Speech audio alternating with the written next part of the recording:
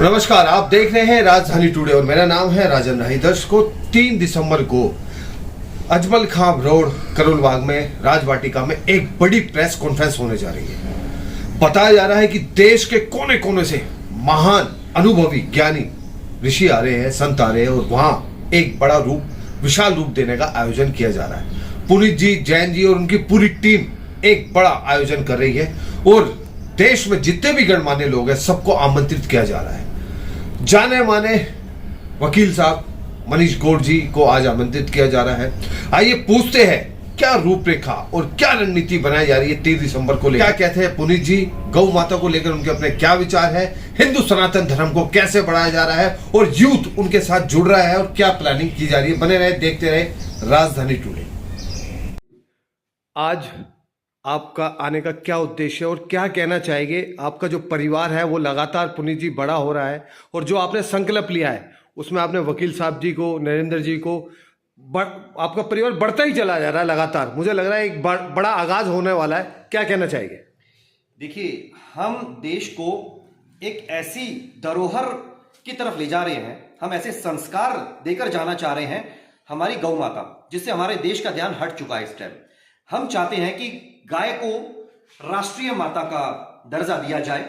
मुझे आज तक एक बात समझ नहीं आई कि जब भारत हमारी माता है तो महात्मा गांधी हमारे पिता कैसे हुए, लेकिन गाय हमारी राष्ट्रीय माता है क्योंकि गाय वो है जिसका दूध पीकर हम पले बड़े हुए।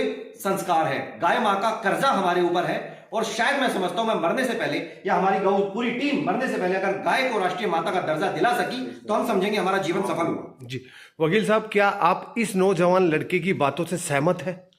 बिल्कुल, जैसा इन्होंने कहा कि गाय और मातृभूमि ये हमारी माताएं हैं और कोई ऐसा बालक नहीं है जिसने गाय का दूध नहीं लिया है। और कभी कभी तो ऐसा होता है कि प्रसव पीड़ा में कई बार माँ की जब मृत्यु हो जाती थी तो गाय से ही पालती थी उस बच्चे को। और हमारे तो ये इसके अलावा ये भी कहा जाता है जिस घर में गाय नहीं वो घर पूरा भी नहीं है, अधूरा घर समझा जाता था। हाँ, अब शहर के अंदर गाय पालना थोड़ा सा मुश्किल है, लेकिन एट द सेम टाइम हम सब आज की तारीख में जो गाय के दूध में गुण है वो किसी प्राणी का जो दूध है, चाहे वो बकरी का दूध है या भैंस का दूध होता है, उसमें वो गुण तत्व नहीं है। गाय का दूध एक तरह से दैवीय रूप में हमें मिल रहा है और उसको अगर पालने के साथ साथ वो क्योंकि हमारे परिवार का हिस्सा है उसको माँ का दर्जा दिया जाना, ये जब तक नहीं दिया जाएगा तो उसके प्रति आस्था मेरे नहीं समझ सकी, उसमें आस्था बढ़ेगी। जी जैन साहब, लेकिन आज भी हमारे भारतवर्ष का, खासतौर हम दिल्ली की बात करें तो दुर्भाग्य, गौशालाओं के बाहर गाय घूम रही है, उनको मारा जाता है, डंडे भी मारे जाते हैं कई बार। लेकिन क्या कहेंगे इस बारे में? क्या आपके इस परिवर्तन से समाज में कुछ परिवर्तन आएगा? इससे हमें जो कोशिश करें उससे परिवर्तन जरूर आएगा।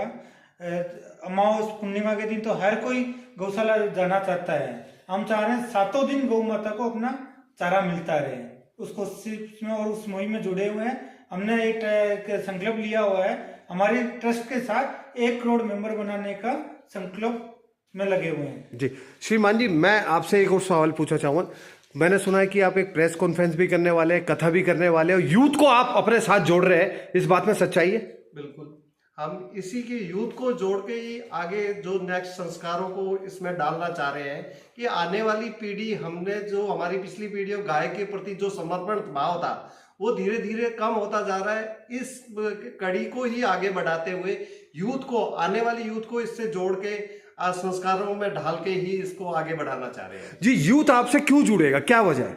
यूथ जुड़ेगा क्योंकि हम जो गौ माता की बात कर रहे हैं तो आज के टाइम में यूथ को ये समझ में आ रहा है कि गायों के लेके जो चारों तरफ जिस तरह से गायों की गोमांस का भी एक मुद्दा आ रहा है, गायों की तरफ से ध्यान नहीं दिया जा रहा और तो अवेयरनेस जो समाज में आ रही है, तो अभी यूथ चाहता है कि वो समझ रहा है, गाय के गुण समझ रहा है कि गाय से हमें क्या क्या प्राप्ति है, समाज में गाय का क्या योगदान है, गाय से हम लोगों को क्या मिल रहा है क्या नहीं। तो यूथ डेफिनेटली गाय को अब अपनी माँ के रूप में मानने को, मतलब आज का यूथ कम से कम उस तरफ जाना चाह रहा है, इसलिए वो गाय। नरेंद्र जी, चलते चलते आपसे एक ही बात, क्योंकि आप तो गौ भक्त है, आपने एक बड़ा अभियान चला रखा है और अभी आगाज भी करा था, अंजाम भी पूरी दुनिया ने देखा।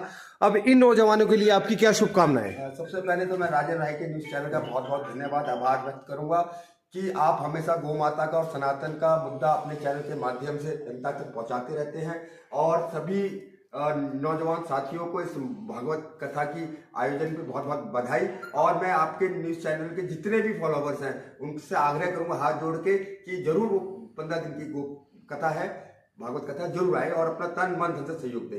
जय गौ माता की। धन्यवाद। जय गौ।